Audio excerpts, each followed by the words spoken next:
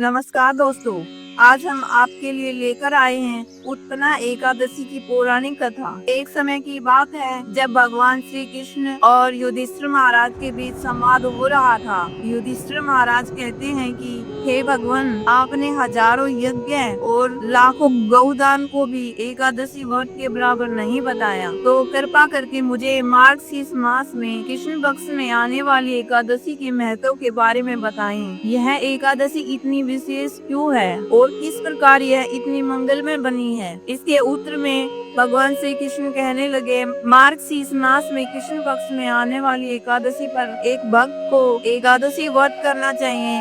इसे उत्पन्ना एकादशी कहते हैं। इस प्रकार भगवान ने उत्पन्ना एकादशी की व्रत कथा शुरू करी। भगवान कहने लगे, हे युधिष्ठिर, सतयुग में मूर नाम का दैत्य उत्पन्न हुआ था। वह बड़ा बलशाली और भयानक था। उस प्रचंड दैत्य ने इंद्र, आदित्य, वसु, वायु, अग्नि सभी देवताओं को पराजित करके भगा दिया था। तब इंद्र सहित सभी देवताओं ने भयभीत होकर भगवान शिव से अपना सारा वृतांत कह सुनाया और बोले, हे कैलाशपति, मूर दैत्य से भयभीत होकर सभी देवी देवता मृत्यु लोक में फिर रहे हैं। तब भगवान शिव ने कहा, हे देवताओं, तीनों लोकों के स्वामी, भक्तों के दुखों का नाश करने वाले भगवान विष्णु की शरण में जाओ। वे ही तुम्हारे दुखों को दूर कर सकते हैं। शिव जी के ऐसे वचन सुनकर सभी देवगण भगवान श्री हरि की शरण में क्षीर सागर पहुँचे। वहाँ जाकर उन्होंने भगवान विष्णु से प्रार्थना करी और कहने लगे, हे कमल नयन, हे मधुसूदन, आप सर्वज्ञ हैं। आप सदैव अपनी शरण में आने वालों की रक्षा करते हैं। हे प्रभु,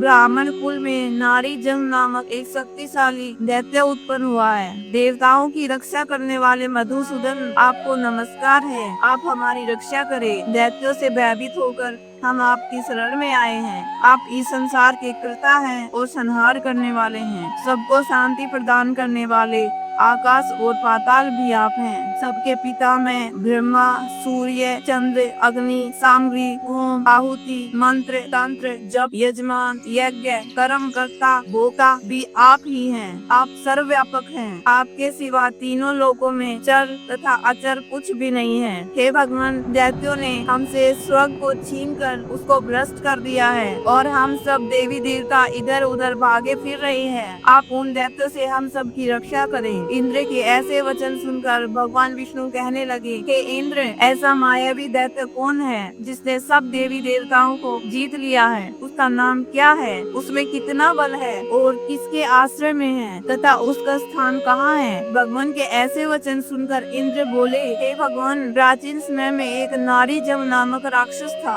उसके महाक्रमी और लोक विख्यात मूर नाम का एक पुत्र हुआ। उसकी चंद्रावती नाम की नगरी है। उसी ने सभी देवताओं को स्वर्ग से निकाल कर वहाँ अपना अधिकार जमा लिया है। उसने इंद्र, अग्नि, वरुण, यम, वायु, ईश, चंद्रमा आदि सबके स्थान पर अधिकार कर लिया है। सूर्य बनकर स्वयं ही प्रकाश करता है, स्वयं ही मेघ बन बैठा है और सबसे अजय है। हे सुंदर निकंदन, उस दुष्ट को मारकर देवताओं को अजय बनाए। यह वचन सुनकर भगवान ने कहा, हे देवताओं, मैं शीघ्र ही उसका संहार करूंगा। तुम चंद्रावती नगरी जाओ। इस प्रकार कहकर भगवान सहित सभी देवताओं ने चंद्रावती नगरी की ओर प्रस्थान किया। उस समय जब दैत्य मूरसेना सहित युद्ध भूमि में गरज रहा था, उसकी भयानक गर्जना सुनकर सभी देवता भय के मारे चारों दिशाओं में भागने लगे। तब स्वयं भगवान रणभूमि में आए तो दैत्यों ने उन पर भी अस्त्र शस्त्र आयुध लेकर दौड़े। भगवान ने उन्हें सर्प के समान अपने बाणों से बांध लिया।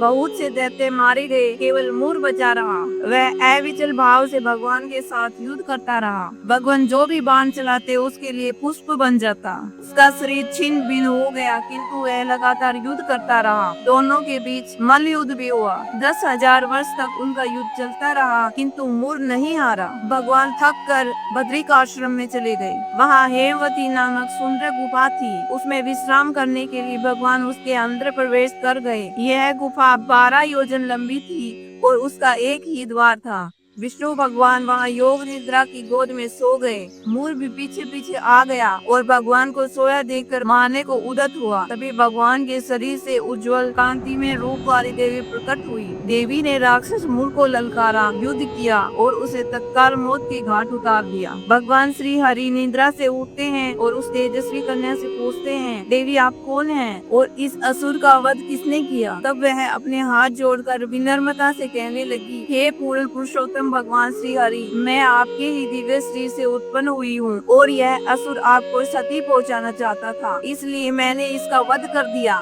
यह सुनकर भगवान अत्यंत प्रसन्न हुए और उन्होंने कहा, हे देवी, आपने सभी देवताओं को एक महान संकट से बचाया है और आपके इस कार्य से मैं अति प्रसन्न हूँ। आपको जो भी चाहिए मुझसे मांग लीजिए। यह सुनकर कन्या बोली, हे प्रभु, आप मुझसे प्रसन्न हैं तो मुझे वरदान दीजिए कि आज के दिन जब मैं उत्पन्न हुई हूँ, जो भी व्यक्ति आज का उपवास करे, आपकी पूजा आराधना करे, उसके समस्त पापों का नाश मैं कर सकूं। जो भी व्यक्ति आज के दिन संध्या के समय भोजन ग्रहण करे या संपूर्ण उपवास का पालन करें, आप उस व्यक्ति को संपत्ति, सुख और मोक्ष प्रदान करें। यह मेरी इच्छा है। यह सुनकर भगवान बोले, हे कन्या, आप मेरी आध्यात्मिक शक्ति के रूप में कृष्ण पक्ष के 11वें दिन उत्पन्न हुई हैं, इसलिए संसार आपको उत्पन्ना एकादशी के नाम से जानेगा। इसके बाद से हर माह के 11वें दिन को एकादशी के नाम से जाना जाएगा, जो मेरा अति प्रिय दिन होगा। इस दिन मेरी पूजा अर्चना करने वाले को सर्व सुख और मोक्ष की प्राप्ति होगी। तो दोस्तों, यह थी उत्पन्ना एकादशी की व्रत कथा। आपको यह कथा कैसी लगी हमें कमेंट में जरूर बताएं। अगर हमारी वीडियो अच्छी लगे तो एक लाइक जरूर करें। धन्यवाद।